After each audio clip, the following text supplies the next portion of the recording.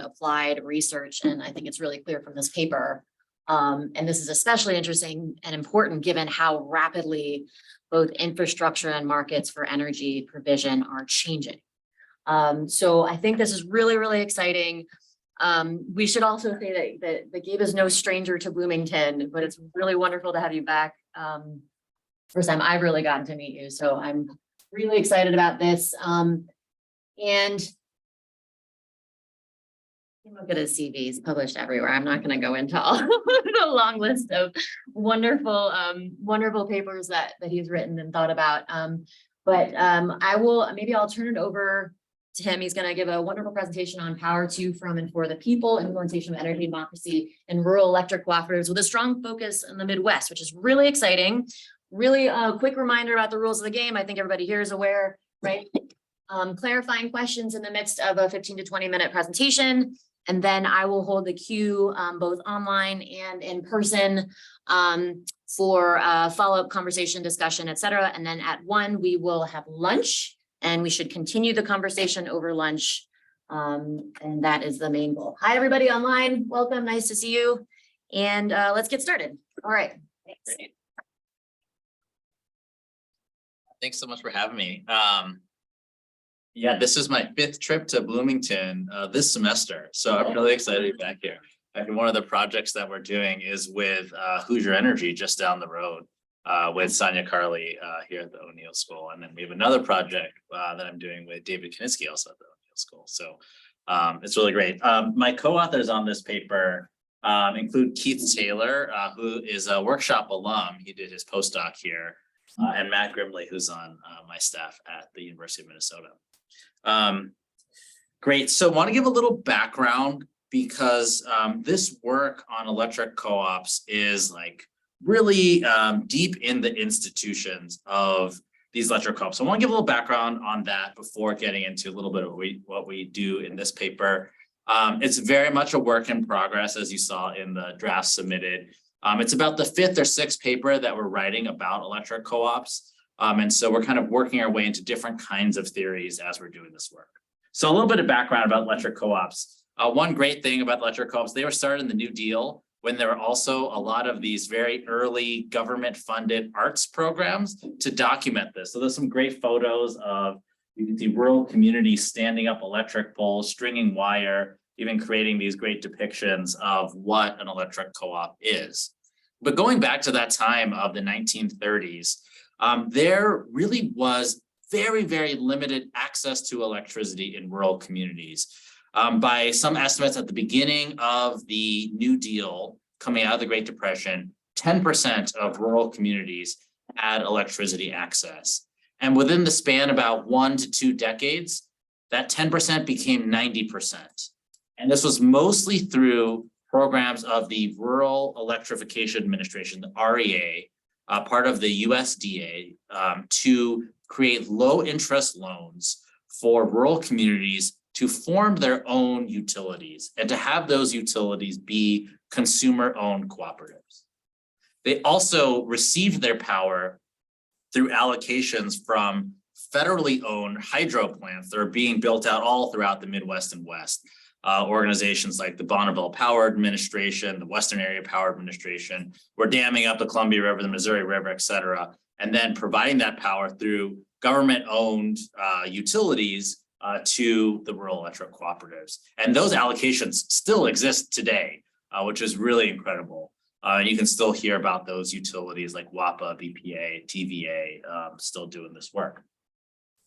So there are basically 3 types of utilities in play in the United States today. There are public power utilities, cooperatives, and investor-owned utilities. And this little schematic just talks about some of the high-level differences. Public power, not-for-profit. Cooperatives, also not-for-profit. And obviously, investor-owned utilities are for-profit. In terms of regulation, very few public power or cooperatives are regulated by states. And what I mean by regulated is rate regulated. They're what they charge to consumers are not regulated by states, with a few small exceptions. They say that they are self-regulated. In the case of public power utilities, these are like municipal utilities. They're regulated oftentimes by city councils, but it's a different kind of regulation than things like public utility commissions or public service commissions that are providing mostly regulation to investor-owned utilities. Cooperatives would say that they are regulated by their board of directors.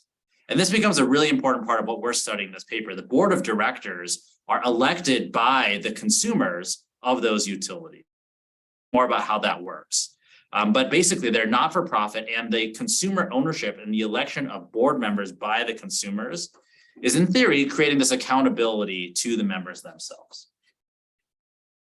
So the overall landscape in the US, this is what it looks like in terms of number of utilities and number of consumers served by those three utility types: investor-owned, cooperatives, and publicly owned utilities. There are a lot of publicly owned utilities. They're oftentimes very, very small municipal utilities, like in Bloomington. You have some big ones as well, like Los Angeles has a municipal utility. We would also include here, there's some interesting utilities like in Nebraska called public power districts. In South Carolina, there's one called Santee Cooper. Until very recently, Puerto Rico, although I don't know if Puerto Rico's counted on here, also had PREPA, which was owned by the government. Cooperatives, there are about 800 distribution level cooperatives. I'll talk about that. Serving about 14% of the load. And then there's a relatively small number of investor-owned utilities that serve about 75% of total load. So looking at cooperatives, this map shows the 800 cooperatives in the United States. There are a lot of them. They cover the majority of the land area of the country. As I mentioned, most of them have their history in the 1936 Rural Electrification Act. Not all of them, but most of them. They provide 14% of sales, 56% of land mass. They own 37% of all of the distribution wires that you see around here at the sort of low voltage side. And as I mentioned, they're not for profit and governed by boards of directors elected by the consumers. But very interestingly, I mentioned that cooperatives got their start with federally owned hydropower. They quickly outgrew that in the 1950s or so, and so then had to look for other sources of power. Initially, they went to the neighboring investor-owned utilities to procure power. And still today, about 1/3 of cooperatives source power from an investor-owned utility. But the other 2/3 they followed a strategy that's very common in the cooperative world, which is if they have a problem, they form another cooperative. And so in this case, what the cooperatives did is they formed these cooperatives of cooperatives, what are known as generation and transmission cooperatives. This is the 1950s, 1960s when this is happening. This is also the time period when coal is very, very cheap, and centralized generation through these large coal plants becomes the dominant strategy that these G&Ts form. There are now 63 G&Ts, which you can think of as co-ops of co-ops. You can see this map shows where those G&Ts are today. So about 2/3 of co-ops are members of G&Ts, and they are owned by those distribution co-ops. So if you think about it, here's what the structure looks like in a co-op. You have a group of member owners.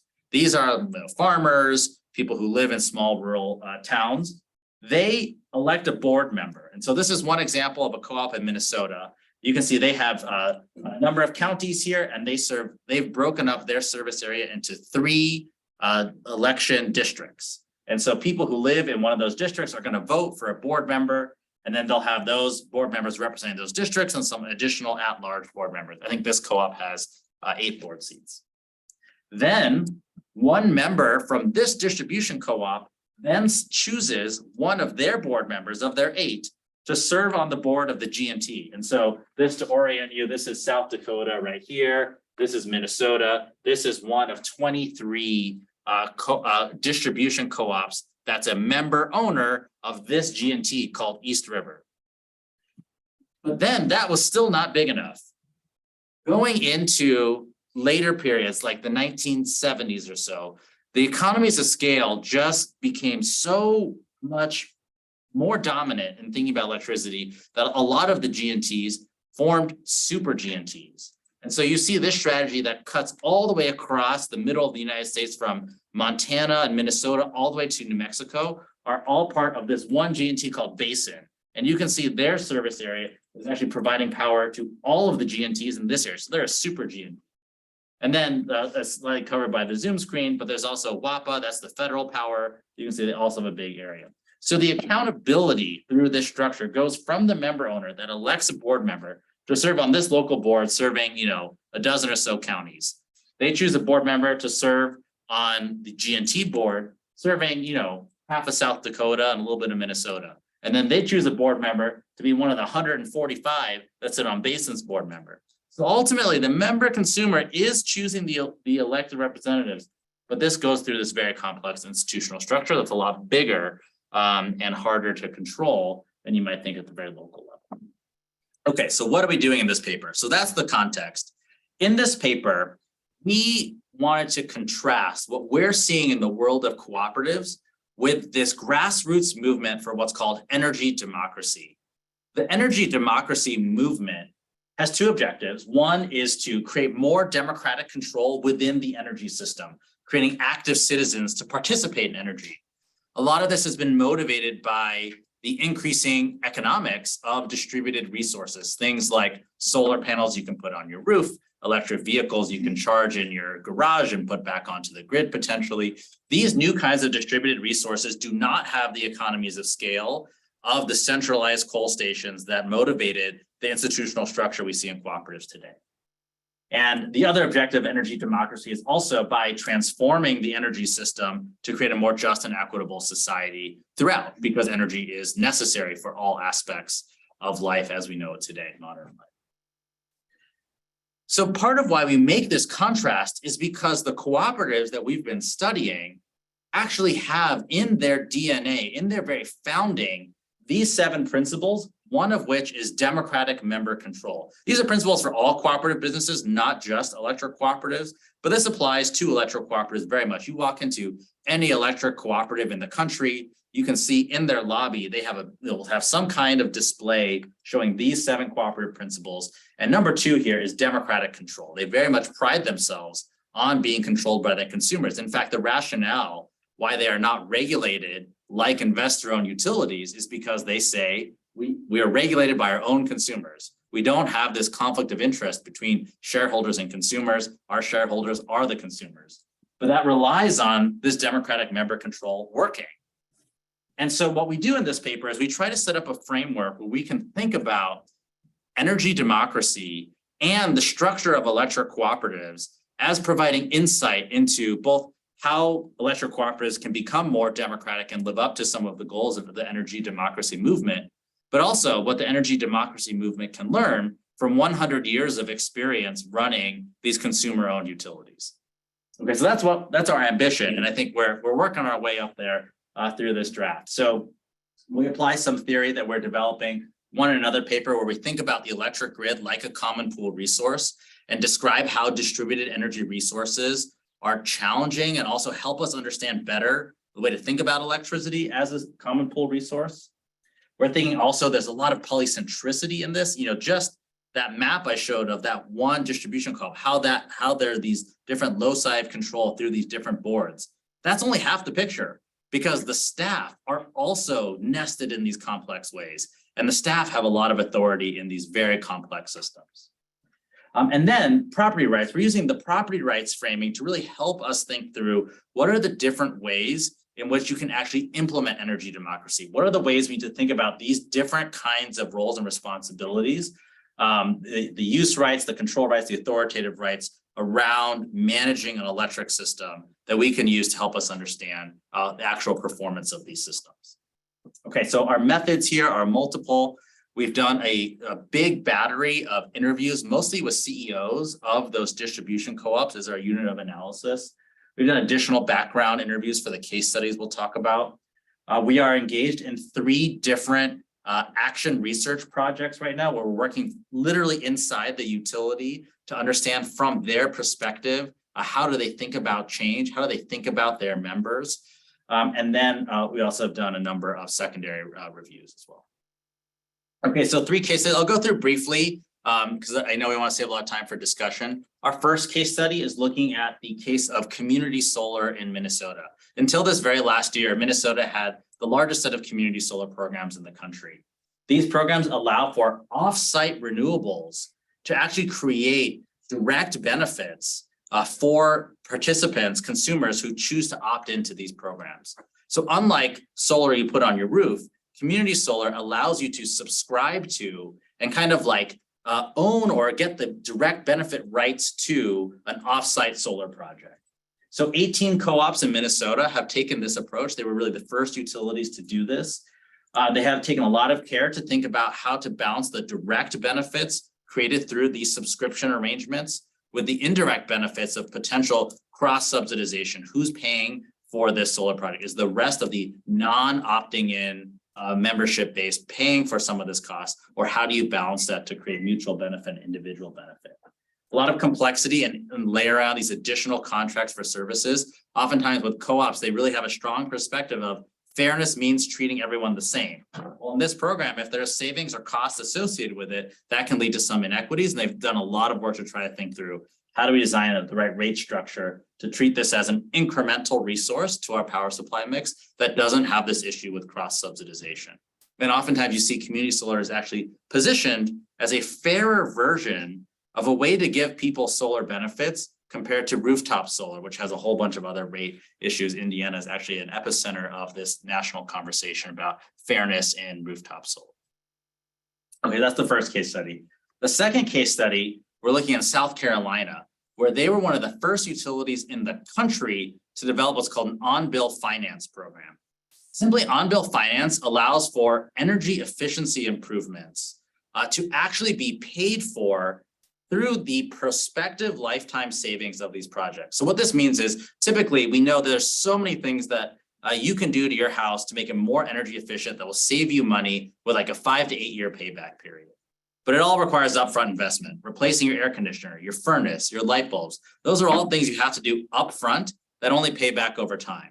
But with on-bill finance, what this program allows you to do is say, well, there's going to be savings in the future. So instead of getting all the savings, we're only going to give you 80% of the savings back, and then we're going to take the rest to actually help us finance these investments. And so it's a way for actually you to get immediate and savings over the lifetime of these investments and not have to pay anything out of pocket because the prospective savings are going to, on average, pay for this whole program.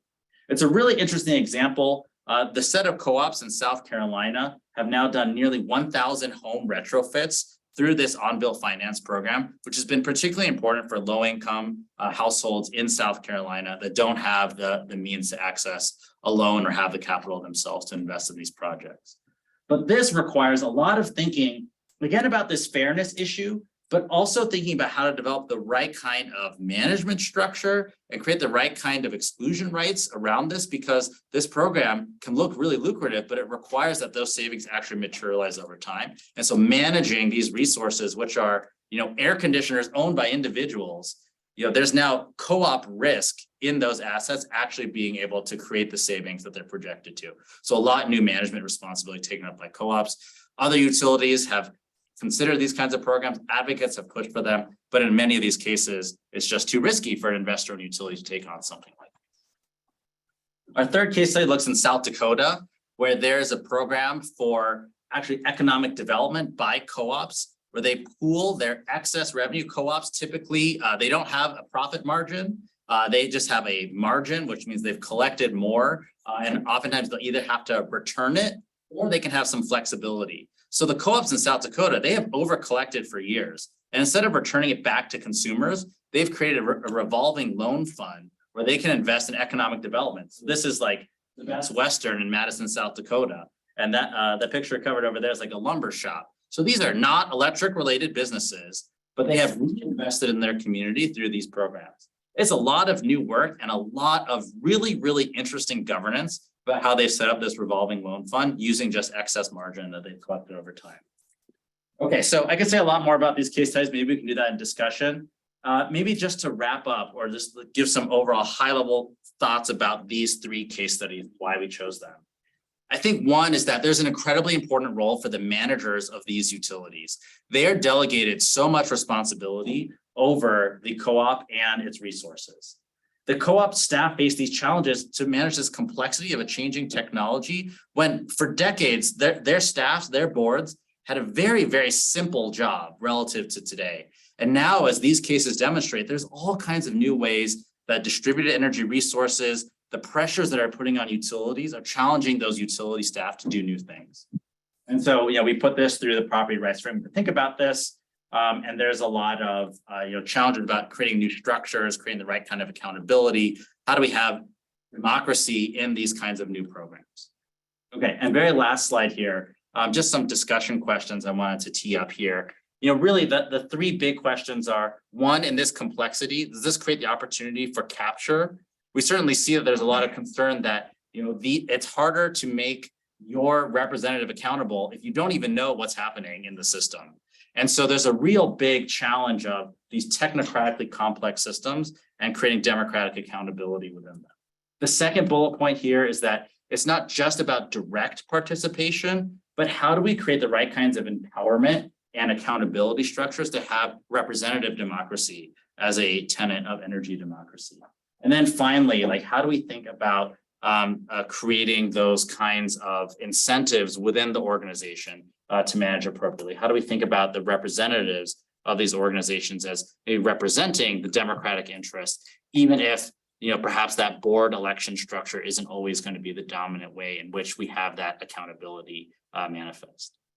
Okay, I think that was like 20-ish minutes, so have a great discussion. Okay, great. So I'm keeping the queue. Feel free. All right. We have one on, I think Andrew was the very first one, then Eaton, and then and then Dan. Okay. Andrew, go ahead. Awesome. Thank you.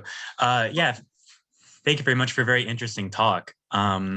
So in the paper, and kind of at the end, you talked about meaningful citizen participation and how it can be hard to come by. And so it seems that many people currently think that the costs of participation outweigh the benefits. And my first question is, do you think that this will change in the future? And if so, why?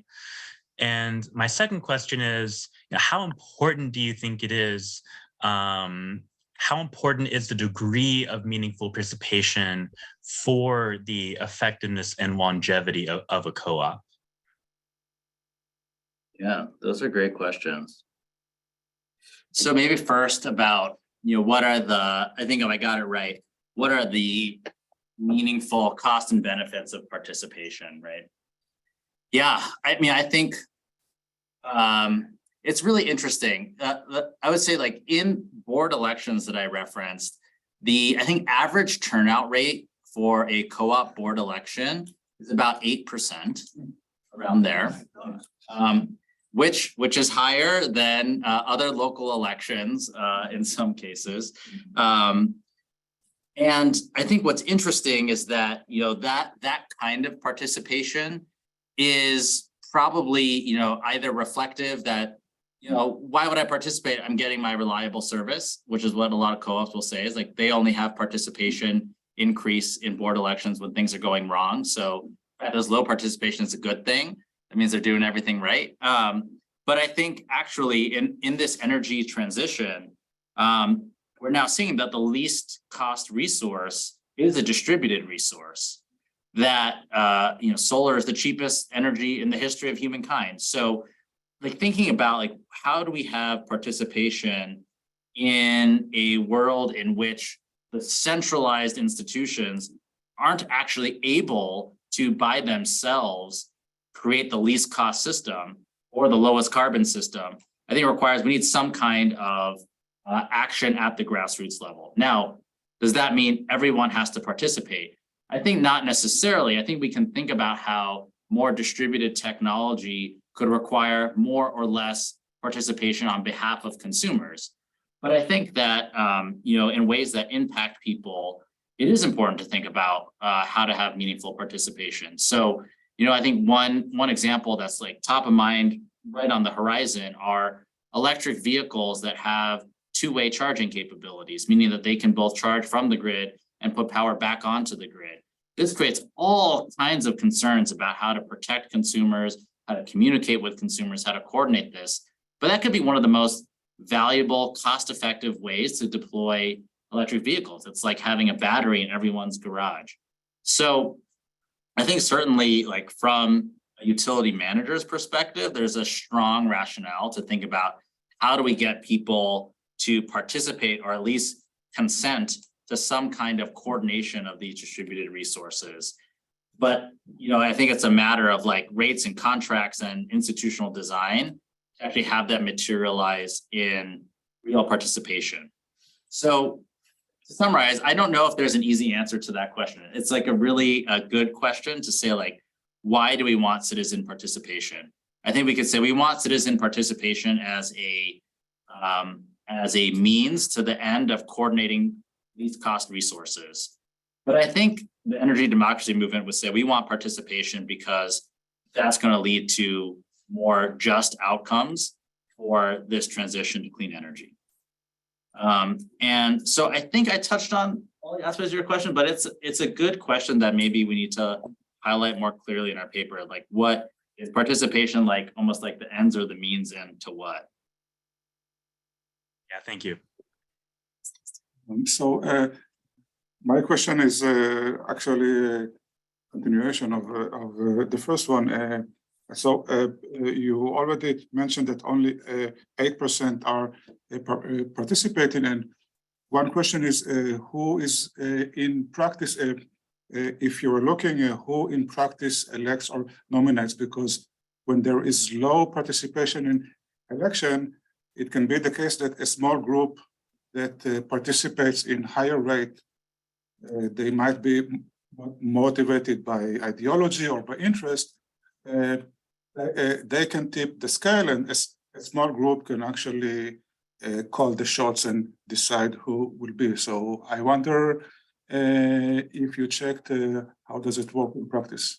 Yeah, that's a great question. I think I could maybe just share some stylized facts, because actually we're working on a paper right now. We've done a FOIA request, and we actually have the voting records of all of the co-ops that are still borrowers from the USDA, which is about 3/4 of them. So we're working on something to look at this more systematically, but a couple of stylized facts that motivated us to do that was looking at that co-op map. There's a lot of co-ops in the Southeast, and many of those rural parts of the Southeast are predominantly Black communities. And, you know, there are, I think we looked at like Alabama and Mississippi, and those are areas in the rural parts of those states that oftentimes can be 70–80% Black, and will oftentimes have 0 Black board members, which is a really kind of astounding fact. There are very few female board members on any co-ops. You know, the co-op board members tend to be older, white, retired, wealthier. You know, there's a lot of challenges with the actual representativeness of board members. Part of the challenge is it takes a lot of time. A lot of boards do pay well, but, you know, it's not necessarily a full-time job. And so it's a pretty tricky proposition, I would say. A lot of costs. We're also looking at the election actual processes. A lot of co-ops still require in-person voting at the annual meeting. And so you actually have to be able to go to a physical place at a certain time of day, sit and listen to 3 hours of talks before you can vote. So a lot of challenges like that. But I will say, we have some case studies where co-ops have increased their turnout rate up to 90% in some elections. And we're starting to understand, like, why is that? Sometimes it's because they have some very interesting things written in their bylaw, where if they want to do a certain thing, like buy out some additional service area, they have to get not just, you know, a majority of their voting members, but a majority of their actual members. So we've seen some interesting case studies like that, but it's a great question, and I think it's something like we want to learn more about. Yeah, so we've talked about this before. All of your case studies are about relatively positive things that co-ops are doing. I don't know if this is a problem of democracy or insufficient democracy, that they do lots of bad things, including to their own members, including spreading misinformation about climate change. They are, at least with respect to contracting for energy supplies, they're dinosaurs. They focus entirely on long-term contracts, usually in this state for coal, because it's almost a state mandate, right? They're in bed with state officials, and coal is actually considered in Indiana a renewable resource. So, if it's an investor-owned utility, stakeholders have, it seems to me, more rights to information about what's actually going on. There's a lot of opaqueness I'm in the service area of a co-op, and there's a lot of opaqueness in the co-op, and I think a lot of sleight of hand, actually. And this is a way that, to the extent there is supposed to be, or through theoretical democracy in co-ops, is a way of subverting it. Yeah. Well, I think that's generally true. I think one interesting observation, though, is that particularly for the co-ops that have entered organized wholesale markets, which includes all the co-ops in Indiana, this has created a new kind of financial pressure that they have not faced. And for many, this is very recent, like in the last 1 to 2 decades. Well, recent for them. And so, I think you're seeing a lot of changes for those co-ops who have opted into the wholesale market. And so, for Hoosier, for example, they just sold their coal plant. Now, that's a whole other thing. It's going to go do some crypto mining. It's very bizarre what's happening. But from the co-op perspective, the market was creating so much pressure and opportunity to get resources elsewhere. But I think this is a real challenge. I think it's a real challenge for all utilities. I don't think it's just co-ops. I mean, you can look at what happened over in Ohio with the IOUs over there, literally paying money. And I think in some cases actually in bed with the coal industry. So there's there's a lot of problems, I think, throughout. And I'm not sure if governance is predictive one way or another. I think in a lot of cases, the co-op coal plants are a little bit younger than the IOU coal plants because rural electric demand grew a little bit later in rural areas. I think the information piece is super interesting. And that's why we try to build a little bit from some of the social movements that have done a lot to bring more information about the co-ops. But I think that's an important point. And I think that, we're kind of dancing a fine dance about how we talk about these case studies because they are positive case studies. But I think also we want to kind of see what's possible under a co-op model and not necessarily say this is what all co-ops will do. I had a question about, I was actually going to ask a heterogeneity question in co-ops, so I'll switch to a different question. But I'm curious about how you relate movements in other states that are an expression of energy democracy, but have not led to co-op creation, but these kind of like co-op light regulatory structures. So like I'm thinking about community choice aggregation in California. I haven't followed the New York Rev proceedings as much, but I think there was an element of this sort of like local control of procurement. I'm just curious about how you reconcile like those very active proceedings that have these similar tenets of, we want to control our supply, but they've gone a very different route, it seems, than co-ops, or maybe they are co-ops by a different name. I'm just curious about how you think about that relative to the research you're doing. Yeah. Oh, I follow that stuff really closely. So like CCAs and Rev, and I would throw like one more in there too, which is efforts to municipalize out of IOUs, like in Boulder, Colorado as well, as a really good example of this. I think that they all have like a lot of lessons for each other. And I would also throw into the mix a lot of work that's been done in Europe to create, in some cases, co-ops, but very, very different co-ops than these. These are co-ops they're much more like CCAs than they are US electric co-ops. I think this has to do with just the incredible institutional diversity in the electric utility space. There's some great kind of taxonomies of both like functions, like are they owning generation, are they owning transmission, are they owning distribution? Are they having a customer relationship with corporate form, investor-owned, municipal, or cooperative? I think that that kind of institutional diversity is so fascinating. And then you layer on top of that the infrastructure diversity in terms of what resources are available. And then you layer on top of that the kind of institutional context outside the utility space, like wholesale markets we talked about earlier.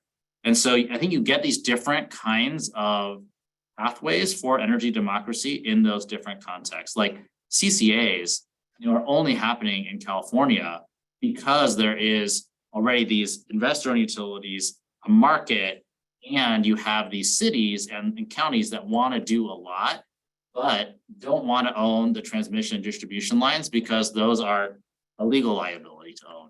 And there's a huge amount of debt associated with manslaughter cases with those lines. So they don't want to own the lines.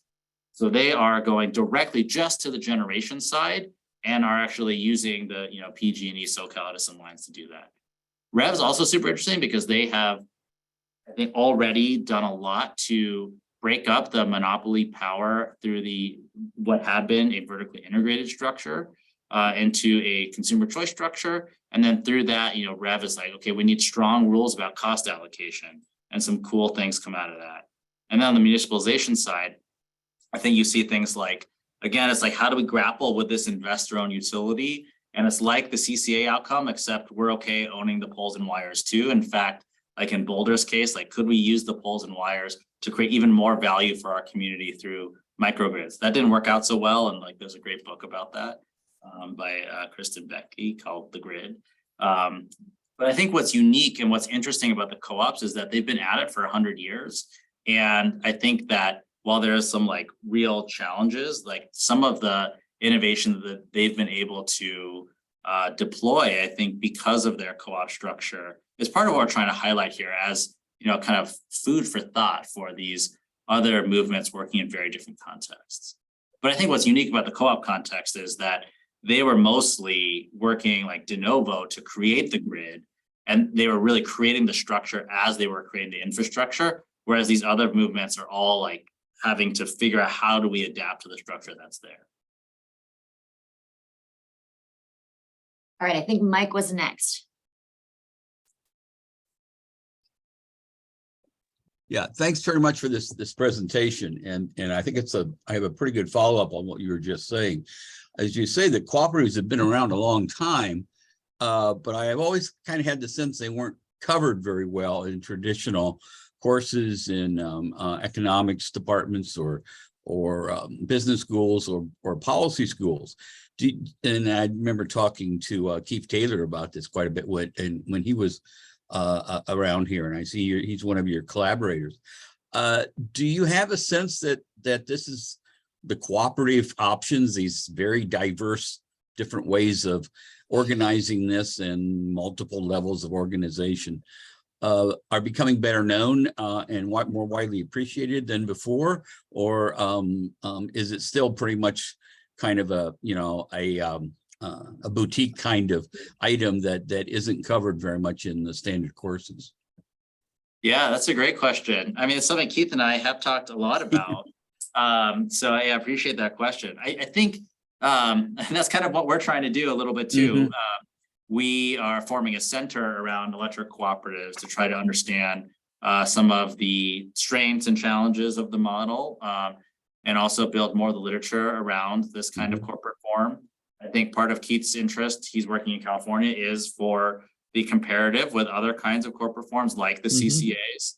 I think that this, another part of the galvanization in the literature is around the German and Danish co-ops that are very recent to the picture, but are also pursuing a cooperative form. So I think that there is now more literature, but it's still in the early days, I would say.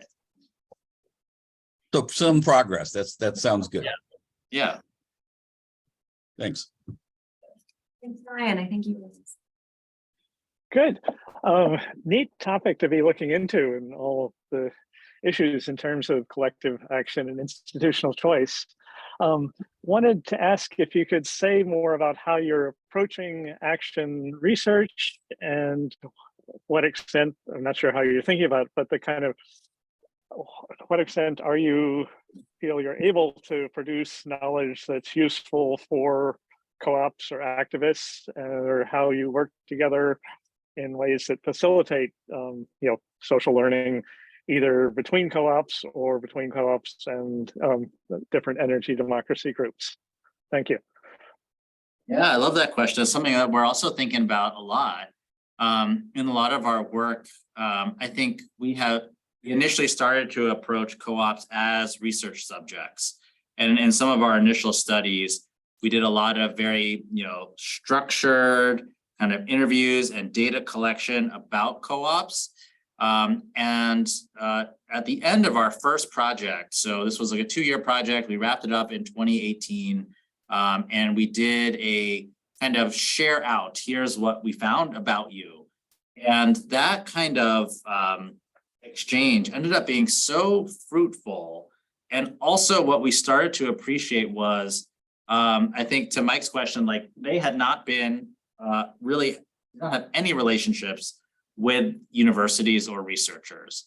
And we're excited to actually share data and kind of let us in to their thought process. And that's kind of what led us down this path, has been to actually be welcomed to be thought partners with a lot of these utilities as they're grappling with these things. And like, I think that's what's made it really exciting, is that we can be inside these utilities and have conversations with CEOs and vice presidents as they are grappling with these challenges.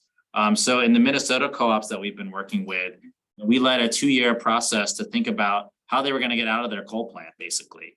And their coal plant was, I think 70% of their entire balance sheet in this one coal plant.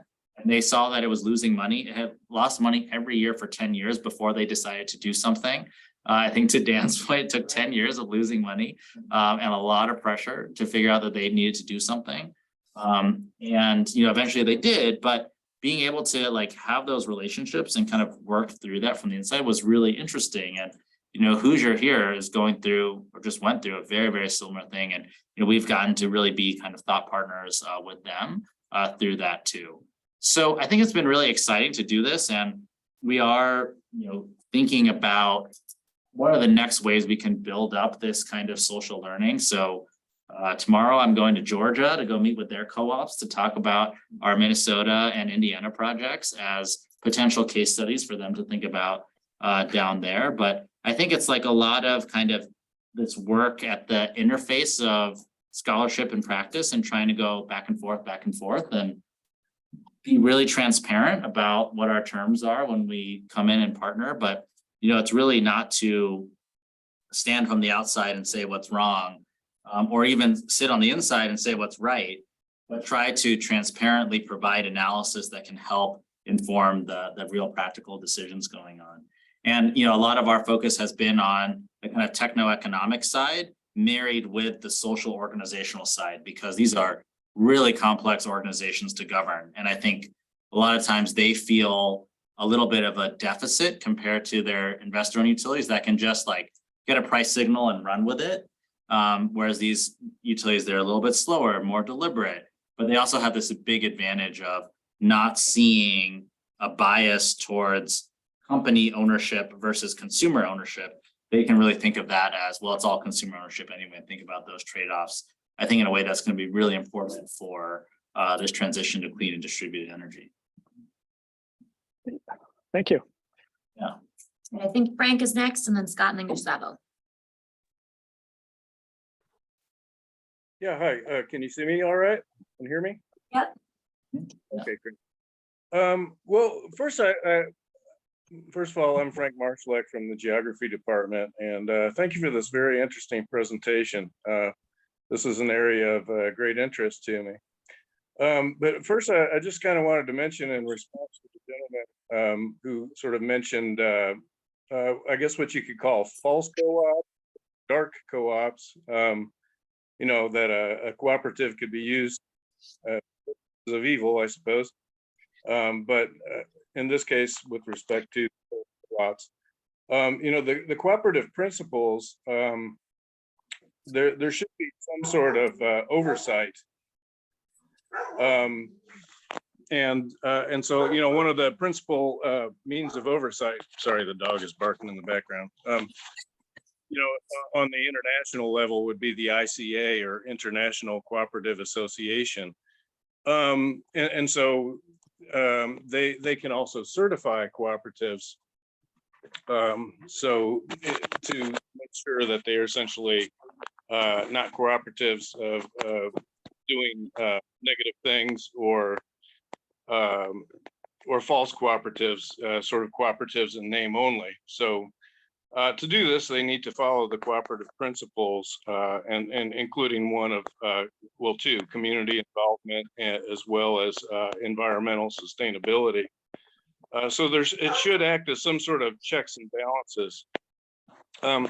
So anyway, I also wanted to just ask the question, if you could perhaps help us to sort of imagine how consumers get proportional returns to I guess, proportional to their participation in the responsibilities of the cooperative. If you could maybe just sort of help me imagine just how this takes place. Yeah, no, I love this. Maybe I'll take this in two parts. One on the checks and balances, and then the returns.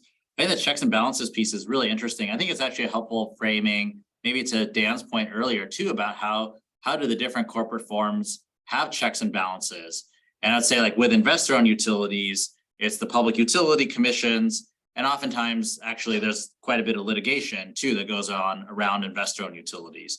And so when First Energy, an investor-owned utility in Ohio, was caught bribing congressmen, the resolution was actually both an action in the regulatory commission and in the legal realm.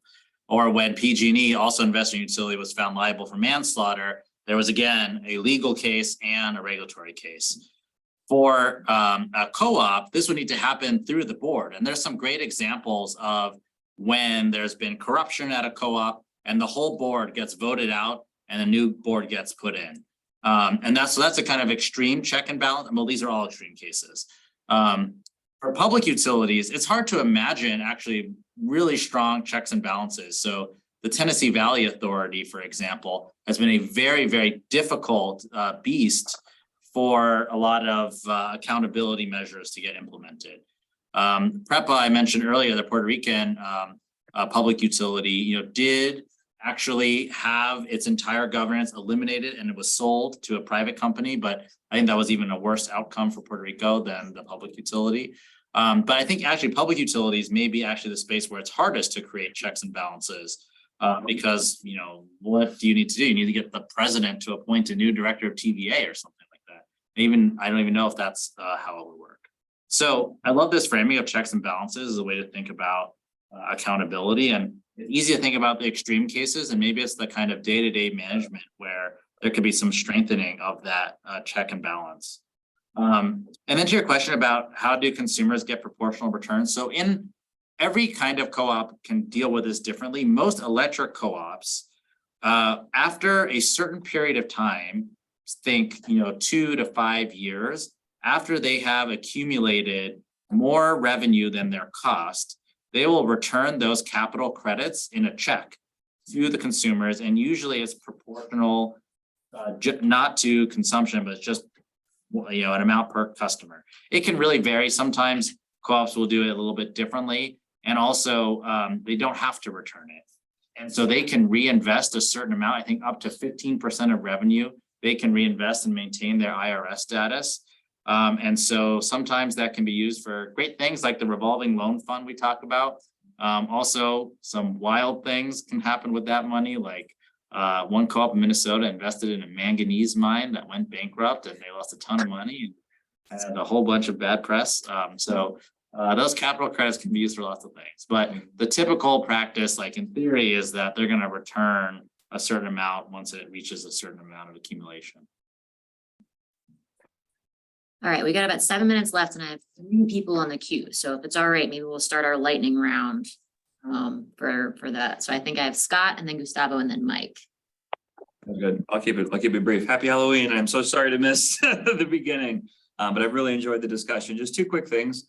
One, I think it's kind of related to the co-ops that you're following, but benefit corporations as well. I've seen them get a lot more traction. You probably talked about that earlier, but I was wondering if you've been following that development in this context at all, if you've seen any uptake in that regard. And two, just really briefly, we did this piece on these blockchain-enabled microgrids in Brooklyn and otherwise as part of like kind of an energy co-op that are backed up basically by crypto. So there's neighborhoods with solar panels and they can share, credits basically through these different blockchain applications. And I was curious, both on that regulatory side and the technological side, of either of those trends are playing out in your research, if you've been following that, or if that. Yeah. I haven't talked more about it, but I think Green Mountain Energy in Vermont is a B Corp. yeah. That's the only one I know of. They've done some really innovative stuff. Their former CEO now runs one of the biggest solar companies in the country. So that's cool. Yeah. Blockchain, yeah, there's some cool applications with community solar actually, because you're creating this whole additional layer of transactions over the system. So there's definitely a lot of people working on that. I'm not sure like how far it goes because like, you ever seen like the customer data management system for utility? It is generations behind what you probably need. For sure. Yeah. Let's say Gustavo's question and then Mike's question. Oh, was that sorry, Reed? No, you're good. You're good. No, we can talk later. Gustavo's and then Mike's, and then we'll let you have the final word there. I think that should be about right. So, so I would like to push you more in the direction of comparative organizational studies. So it's like there are two potential projects that you could pursue here. It's like one, it's within co-ops, it's which cases are successful, which cases are not, and trying to explain why. But in that case, you will need, I think, some outcome variables. So essentially, what are the final outcomes? Prices that they are charging of these utilities, number of like proportion of green sources of this electricity generation. I don't know, you need to come up with some outcome variables. The other potential project, you have still another comparative cases that you extend outside of cooperatives, and then essentially with more or less the same outcome variables, you start comparing different organizational forms. And there I would say that, again, I might be wrong, but the traditional perspective on economics is that they may be treated in very different ways from tax purposes. And because of that, forms of organizations that are less efficient, they survive. But this is a really particular case because essentially you don't have competition among organizations and forms. They're essentially, so maybe that idea in economics has been explored under a competitive framework. But what in a non-competitive framework, that is essentially the case of a public utility, how that idea works? And I will two finger on this because I was gonna have something similar about outcomes, but it seems like the natural, once you define those outcomes, thinking about the trade-offs across them, right? Because this is mostly about empowerment and justice, which is its own outcome. It may or may not correspond to prices or efficiencies or a variety of other things you might care about. And I'd be really interested not only in which kinds of organizational forms maximize on these variables, but specifically how they create different trade-offs across those. But anyway, I didn't mean to, I think, Mike, you got the last question and then Laura gave it the final one. Great. So I apologize for, I'm a newbie here and I did not read the paper. I couldn't even find the paper. I'll talk to you. We'll work. I'll let you know. The energy democracy movement you described is mostly coming out of Europe. I assume there's versions of that here, but is it fair to say that that movement would have, or actually does have, a pretty adversarial relationship with these co-ops? And given the sort of push for a decentralized model and probably presumably a rapid renewables transition in ways that are kind of structured against by the multi-tiered arrangement around coal that you mentioned, plus, decades and decades of sunk costs and all this other stuff.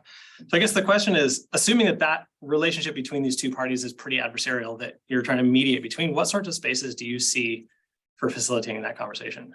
Yeah, that's a fantastic question and a really good one to end on too. So Matt, our other co-author, worked in advocacy before, and while an advocate wrote a report called re-membering the co-op model, which is a great title.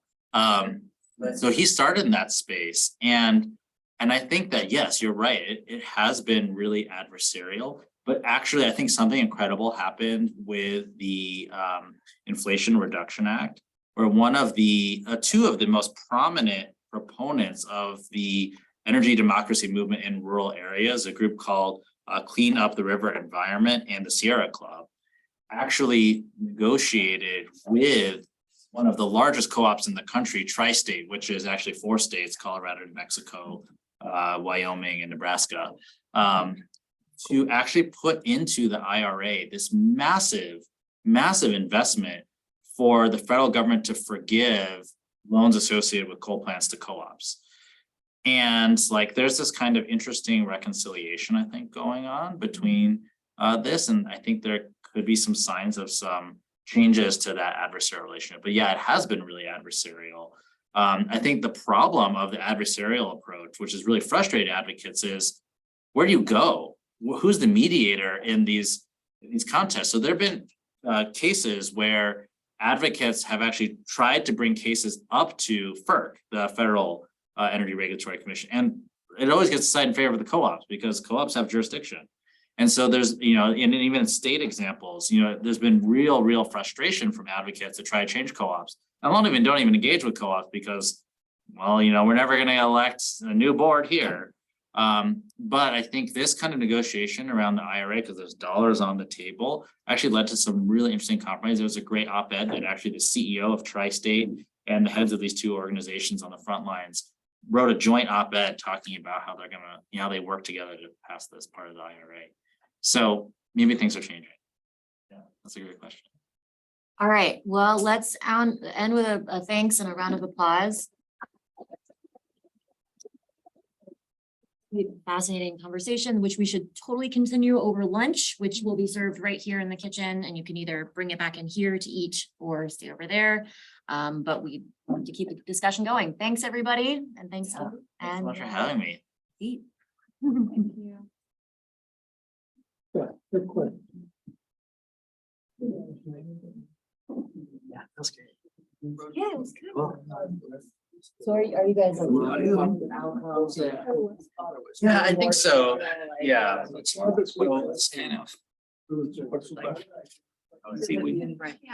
seems like you're.